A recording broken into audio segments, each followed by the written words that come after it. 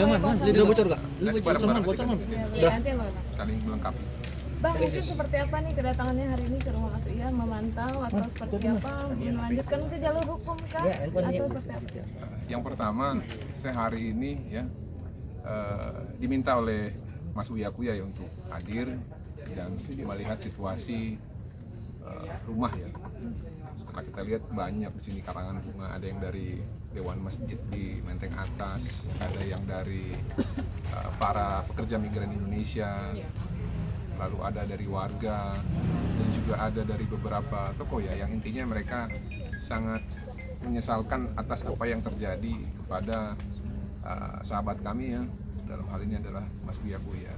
Dimana sebenarnya ya, kalau kita fair menilai ya, setelah ada video yang bersangkutan goyang di DPR, di mana pada saat itu yang goyang juga bukan hanya Mas Uya ya, yang goyang itu banyak, ada Mbak Puan, ada Mbak Sarah Joyo Hadikusumo ya, banyak yang goyang. Memang pada saat itu kalau yang saya pahami ya, itu ada acara di DPR yang ditutup atau dihibur dengan lagu daerah yang akhirnya memantik semua orang yang memiliki kecintaan terhadap budaya kita untuk bergoyang. Namun memang saya harus jujur juga, kita memahami bahwa rakyat kita sekarang dalam keadaan sulit. Mungkin ada beberapa dari rakyat atau mungkin sebagian besar masyarakat itu sekarang tidak punya beras, tidak punya lauk pauk untuk disantap, sehingga hal-hal yang seperti ini memudahkan mereka untuk terprovokasi.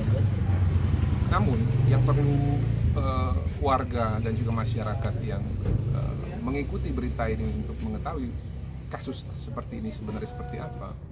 Mas Uya itu setelah dia goyang nggak pernah mengeluarkan statement apa-apa.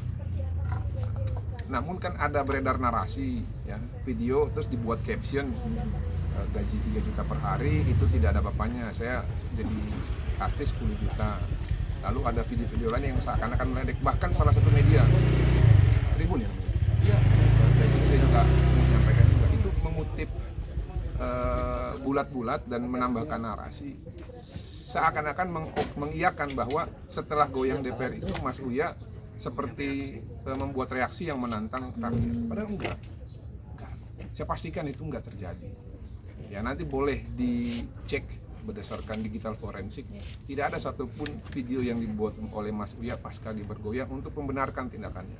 Yang ada justru dia meminta maaf kepada rakyat ya, cuman kan rakyat sudah keburu mungkin sebagian terprovokasi ya, akhirnya terjadilah kejadian yang menimpa beliau gitu ya. Kalau dibilang kan, oh ya dia kan layak dimiskinkan, dia kan anggota DPR, dia korup, orang baru 10 bulan jadi anggota DPR. Saya berani bertaruh ya, dan saya berani memastikan bahwa perabotan yang ada di rumah ini, rumah yang uang yang dipakai untuk membangun rumah ini murni semua dari hasil kerja sebagai artis atau sebagai pengusaha. Karena kalau yang saya dengar Mas Uya ini kan kolektor mobil juga, sering jual beli mobil ya, disitulah mungkin rezekinya. Tapi apapun itu sudah terjadi, Mas Uya sudah mengikhlaskan semuanya, dan dia juga sudah berjiwa besar untuk menerima keadaan ini. Sudah, apalagi persoalannya. Tadi kan kalau ditanya sama Mbak, apakah akan dilanjutkan ke proses hukum? Tidak pernah sekalipun Mas Uya itu ya melaporkan kejadian ini kepada pihak yang berwenang. Nanti boleh dicek, nggak pernah. Tidak ada laporan dengan kode model B ya, itu kalau kepolisian yang dibuat sendiri oleh Mas Uya ataupun dibuat melalui kuasa hukum atas peristiwa yang terjadi menimpa beliau. Walaupun sebenarnya kalau kita refleksi lagi tadi, sebenarnya ini ya kurang adil buat beliau.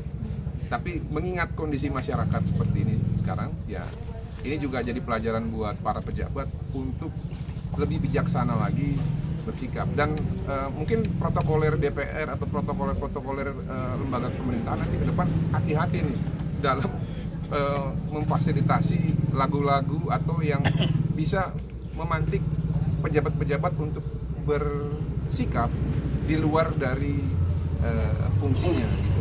Karena ya sedikit percikan yang terjadi maksudnya tidak sesuai dengan fungsi itu bisa langsung memprovokasi masyarakat gitu. Nah, kembali lagi tadi, Mas Uya tidak akan memproses ini ini semua murni kewenangan kepolisian. Kemarin ada salah satu orang ya yang sempat diamankan oleh polisi, itu pun sudah langsung diupayakan penyelesaian perkara sehingga selesai. Sudah disidangkan, Pak? Bukan, dihentikan. Yang ibu-ibu Yang ditangkap. Ya. Langsung selesai di tempat. ya. Namun kan ini kalau nggak salah ada beberapa ya. Ini mungkin nanti ke depan Mas Uya juga sudah berkomunikasi sama keluarga sisa daripada para pelaku pada saat itu untuk bisa segera menyurati ya kepolisian untuk menghentikan perkara ini. Jadi kayak diampunilah atas apa yang terjadi kepada Mas Uya. Mas Uya memaafkan semua penjara yang mengambil barang-barang di rumah. Iya. Jadi ada 4 orang tua dari penjara itu minta dari PAN untuk memediasi pada Uya untuk dilakukan pengampunan. Nah, dari Uya sendiri alhamdulillah akan mengirimkan surat pengampunan kepada 4 orang tersebut untuk supaya membantu mereka dalam proses hukumnya.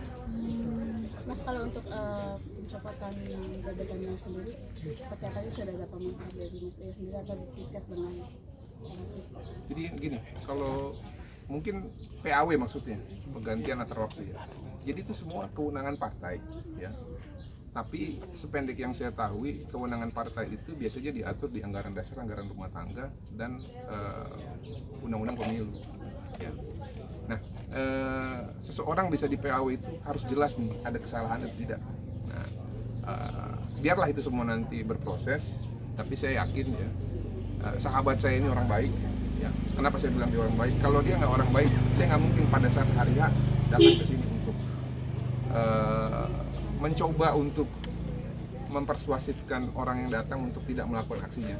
Saya dengan Bang Andre dan warga sekitar, dan juga ada aparat juga dari Polsek pada saat itu, dari jam 7:30 sampai jam 10 lewat kita menahan supaya jangan terjadi penjarahan. Tapi memang kembali lagi pada saat itu ya, karena yang datang sudah terlalu banyak dan ada yang memprovokasi sehingga ya nggak mungkin bisa ditahan.